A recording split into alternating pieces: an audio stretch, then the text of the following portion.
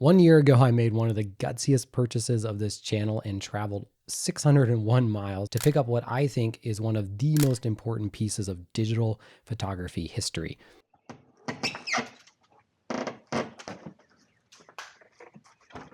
If you were born before the year 2000, you may remember these bright yellow big boxes in your grocery or drug stores. And these were self-service photo stations, and they were part of a brand new innovation based on a long-term business model by Kodak. And that business model was all about making printing photos as convenient as possible for the everyday person. That the money in photography was from the photo prints, not from the cameras themselves.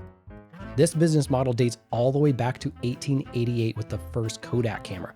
It was sold with film preloaded, with the idea that you'd come back to Kodak to have that film developed and new film inserted, for a cost, of course.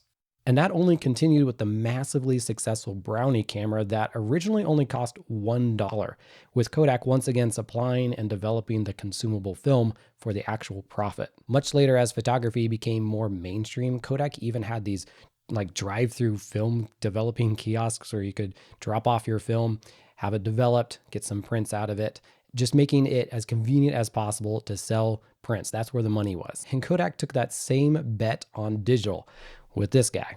If I've done my research right, this is one of, if not the first Kodak digital imaging kiosk ever produced, simply called the Kodak Picture Maker.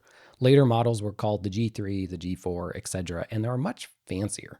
There is so little information about these out there if you try to search, and I think they're so important to understanding the transition from film to digital and what happened to Kodak and the mix of that, that when I saw one of these pop up on eBay and sit there for months in my watch list without anyone buying it, I knew I just had to get it and document it for you all to see. But even more than just documenting it, my goal is to actually get this one working and to get some photo prints off of it from cameras that I have that were made from the same era. But we're getting ahead of ourselves because just getting it in the house was a huge undertaking. Even without the mini printers and devices inside this cabinet, just the cabinet, I estimate, is well over 100, if not 200 pounds. It feels as heavy as my family's fridge. And in case you're wondering, yes, my wife is absolutely thrilled to have this behemoth in our house. I just tell her she's lucky. Some guys collect broken cars. Heck, even one of our neighbors has had a broken helicopter in his driveway for the past 2 years. I want to thank him every day for that. But I did finally get it inside and I had all the pieces laid out and I finally had a chance to look at what we had. This is the main desktop computer that runs the whole system. Kodak started producing these in the late 90s, and you can tell that this is one of the early ones, not just by its name, but also by some of its features. Here's the PC MCIA card slots. Is maybe like a floppy disk reader, I haven't checked, and a CD reader. On newer versions of these kiosks, they would also have like SD card readers and stuff, but this one's an older one, so they do not. The whole system runs off a Sun Spark computer. That's Sun Microsystems. Later models used Windows-based machines. There's 2 printers in this kiosk from what I've ascertained. This one prints like sticker sheets, so like pictures on stickers. And I actually have a whole box of consumables in here. This is a big scanner, Photo Scanner 2000. And there you go, just kind of a typical scanner. But it's actually illegal to reproduce pictures taken by a professional photographer, so good to know.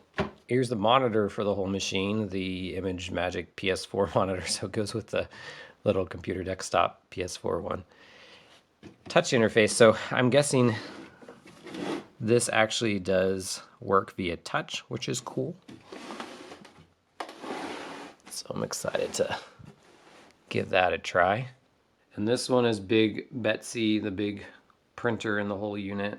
It's huge, and I don't know what it can print up to the sizes, but some of the printer paper that was included with the lot is quite large. So I'm thinking like at least 8x10s, but probably larger, it looked like almost. And yeah, anyway, I have no idea. I don't know if they sell ink for these anymore.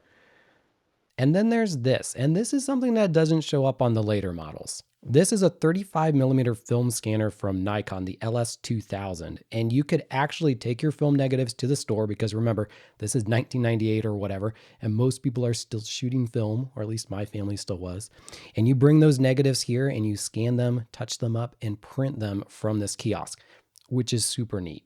And you know what else is neat? There is no sponsor for this video, thanks to my newly launched Patreon and the Patreon members. Big shout out to all of them. It's been super fun hanging out with you. The first rule of any vintage computing project is that if you have hair before the project, you won't afterwards. And if you have any money, that's going to be gone too. You'll lose all of that. The monitor is a touchscreen CRT monitor branded as the Kodak PS4 monitor, but it doesn't turn on. It doesn't show any signs of life at all, unfortunately. And I thought, okay, fine, I'll get another monitor. So I grabbed this cheap old LCD off of Facebook Marketplace. Turns out this SunSpark system is a little bit of a learning curve. The machine refused to boot at all, getting stuck on this BIOS-esque boot up screen and caught in a loop. But after examining the login, it looked like the device was trying to connect to a network for some reason. And thankfully, Oracle has left up Sun's help docs for this stuff, and digging around I found out you can edit environment variables on this screen.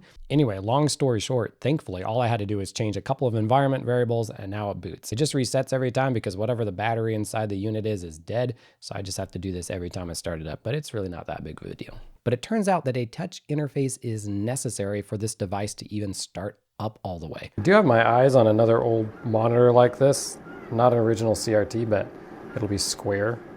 Aspect ratio to match the original. Here we go. I see Kodak. Okay, so this is because the touchscreen is broken. It's warning me that there's no touchscreen connection. Turn off the picture maker, reconnect. I don't have an option. I might need a little mouse that would be compatible with this computer. I tried to pick up a mouse for the system to see if that would work instead of the touchscreen, and oh boy, is that confusing. Who knew buying a mouse could be weird, but Sun has made it weird. Turns out Sun made optical mice that require specialty mouse pads to work. That's a fascinating fact that cost me $20 I'll never get back. But even with a working mouse, the system did not want to run without a touchscreen. Problem is that the touch interface is this older 9-pin system, not the newer mode readily available with USB or FireWire, and besides, I have no idea what drivers this thing uses behind the scenes, so I don't know what would work. But I caught a lucky break when a few months later, another one of these original Kodak kiosks popped up for sale in North Carolina on eBay. In the listing pictures, it looks almost exactly the same, except that the monitor is clearly branded as Elo and not Kodak, which got me thinking. Kodak rebadged a lot of the stuff in this kiosk. Is it possible that Elo originally manufactured the monitor for them? Elo makes point-of-sale monitors. You've probably interacted with them at checkouts or restaurants before over the years. Maybe getting another Elo monitor with the same 9-pin touch interface would work plug and play, even with drivers. It's a long shot, but I bit the $45 and shipped one over here from Miami to try out. Piece of junk. So I'm going to make some room and pull this out, this monitor. It's not working. And now put this one in. Obviously I don't have a stand or anything, but we'll just kind of plop it right there for now. On the Sun Systems side, it's this cable. I don't even know how many pins that is. That goes here for the touch interface, and then it converts to this 9-pin for the monitor, which is the same 9-pin, so that part works obviously, or should, but it's going to be the, drivers.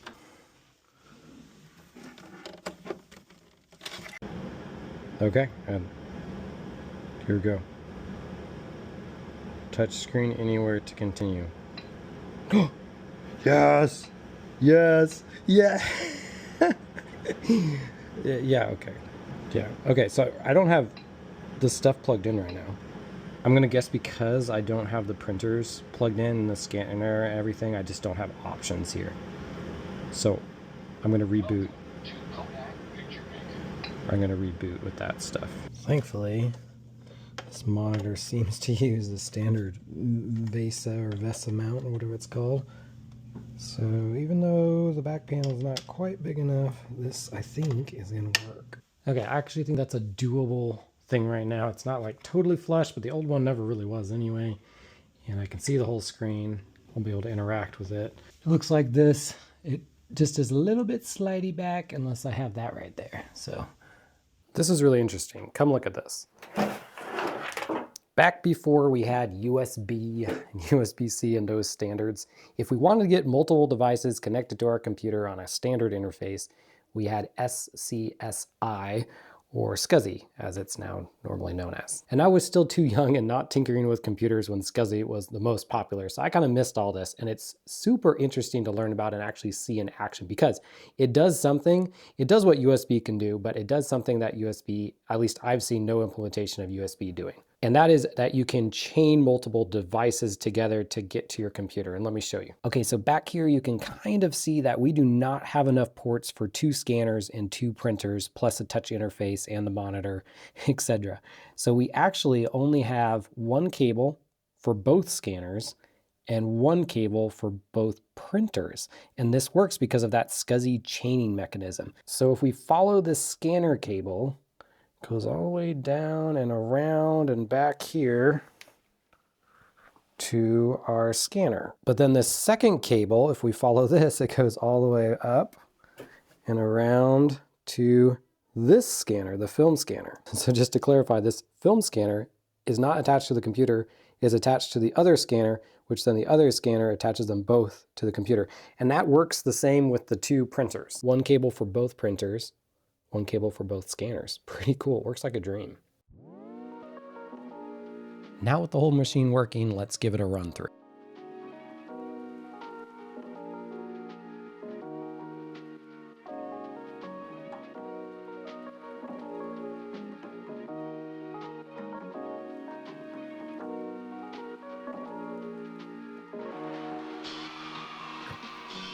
You start the machine by flipping on this switch hidden behind the locking front door.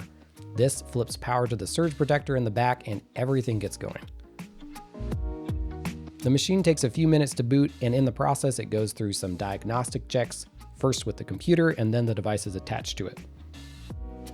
Then you're presented with a screen where you get to choose what you want to print.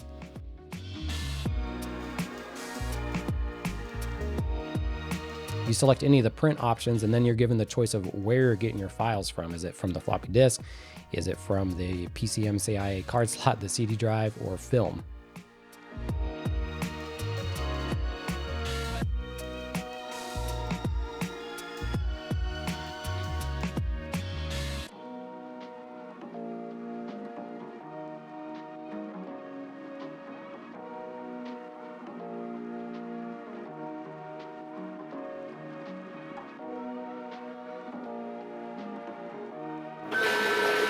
Sounds horrible. Sounds like a dial-up modem.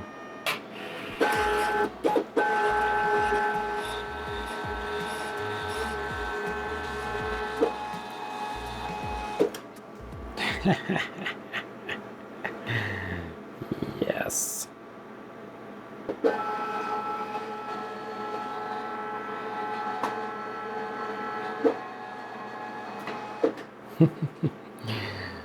Don't mind if I do.